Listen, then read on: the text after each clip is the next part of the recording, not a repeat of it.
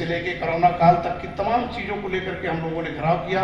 Medical कॉलेजों में, यूनिवर्सिटियों में जो वैकेंसियाँ निकली हम लोगों के समय, उसमें घपलेबाजी हुई, उस पर भी आवाज उठाया। लेकिन 5 साल के दौर में हमने देखा कि जिस तरह से हमारे 85% लोगों के साथ छलावा हो रहा है, फिर पढ़ा लिखा होने का क्या मतलब है। जब बाबा साहब कहते थे शिक्षित बनो, संगठित रहो, संघर्ष करो, तो फिर ये भाजपा की सरकार, डबल इंजन की सरकार हमारे साथ धोखा क्यों कर रही है। तो इसका मतलब जो बाबा साहब ने दुनिया का सबसे बड़ा संविधान इस देश को दिया था, उसमें सबको, महिलाओं से लेकर हर वर्ग के लोगों को, ये तो जात के थोड़ा वो अनुसूचित पड़ गए, इसलिए बड़े लोगों को पछता नहीं था, क्योंकि बहुत बड़े विद्वान थे, उनको लाइट ऑफ एशिया कहा जाता था, तो इसलिए पछता नहीं था। तो इसीलिए उनके संविधान को या उनके काम को कोई, देखो आप एक चीज साफ साफ देखो, महाराणा प्रताप क्या थे? ठाकुर थे, क्षत्रिय थे। मेवाड़ के बहुत छोटा सा उनका एक राज्य था। दिन भर अकबर से लड़ाई लड़ते रहे, हार जाते रहे, भागत रहे, तो जहाँ घास की रोटी खाते रहे, उनके दिन भर प्रचार करने को लिए लिख रहे। जो इतिहासकार हो लिखता बहुत तगड़ा कि स्वाधीनता नहीं स्वीकार किए, घास की रोटी खाए। और हमारे ही समुदाय में, पिछड़े समाज में जिन लोगों ने देश का, समाज का विस्तार किया, उसमें नाम आप जानते होंगे अशोक सम्राट का, सरदार पटेल का, छत्रपति साहू जी महाराज का, ज्योतिबा राव फूले का, चंद्रगुप्त मौर्य का। कितना लिखा है कि हाँ इतना बड़ा कर दिया है, वो सिकुड़ता जा रहा है उनका कार्यक्षेत्र। जिन्होंने समाज के लिए, देश के लिए कुछ किया, तो चूंकि आप आगे हैं नहीं, आपको झोला ढोना, मेरे को झोला ढोना, खेती बाड़ी करनी है, किसको क्या करना है, ये पहले से तय हो गया था। अब धीरे धीरे लोगों के अंदर आ रहा है।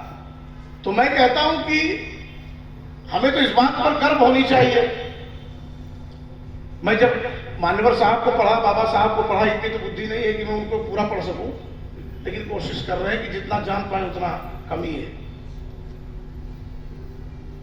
चौधरी चरण सिंह साहब ने कहा था, जो किसान के नेता कहे जाते थे, कि किसान को, व्यापारियों को, इस देश के वासियों को एक नजर अपने कारोबार पर तो दूसरी नजर अपनी सत्ता पर भी रखनी चाहिए। ये कहा था उन्होंने कि अपने कारोबार के साथ एक नजर आप सत्ता पर भी रखें, तभी भला होगा। मान्यवर साहब ने झोला उठा के पूना से नौकरी छोड़ा, उन्होंने 1 क्लास की सर्विस छोड़ दिया समाज के खातिर। तो उनको पढ़ने के बाद जिनके अंदर जिज्ञासा हो जाती है कुछ करने की, तो वो कुछ ना कुछ करता है। हमारा अच्छा खासा मलाई काटने का समय था, तो हमारे ऊपर भी बाबा साहब का, मान्यवर साहब का, महापुरुषों का कुछ लेखनी समझ में आ गया, तो अब पूर्व बन गया।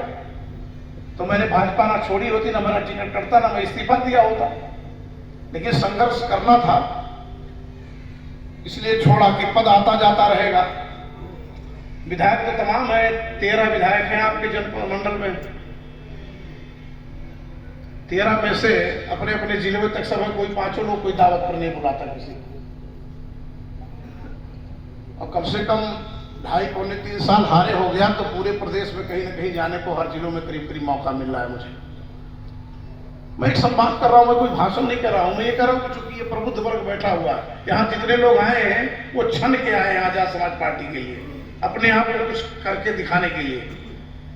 इसलिए आप भाषण की आवश्यकता नहीं है। कबीर नगर की इस धरती पर अगर इतने लोग मिल गए हैं, तो कम लोग, कुछ तो इजाफा हुआ।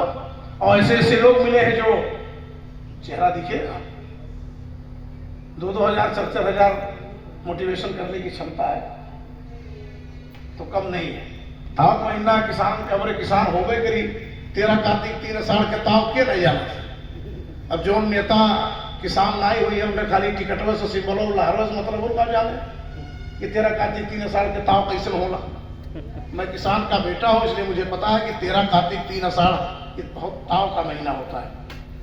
लेकिन अब चूंकि तहसीलदार साहब और अड्डे ने, पटेल जी ने, उनकी टीम ने कहा कि हमने सोचा था कि जब कटिया वटिया हो जाए तब थोड़ा कार्यक्रम आराम से रखिएगा, लेकिन अब चूंकि अरविंद ने रख ही दिया था, उस गांव पे गए थे हम लोग मिले थे, इनकी टीम ने, हमारी पार्टी लोगों ने रखा था, तो हमने कहा थोड़ा गायब करिएगा, लेकिन अब चूंकि आप सबकी जिज्ञासा थी तो इन बड़े लोगों की जिज्ञासा कैसे कोई काट पाए। तो अगर हम समय से नहीं आते, नहीं मिलते, हाँ नहीं भरते, तो तहसीलदार साहब नाराज हो जाते, कहीं वो नहीं कि हम बुला रहे हैं। तो इसलिए आना पड़ा, कोई बात नहीं है, बढ़िया है, ठीक है। बस इतना ही कहना है कि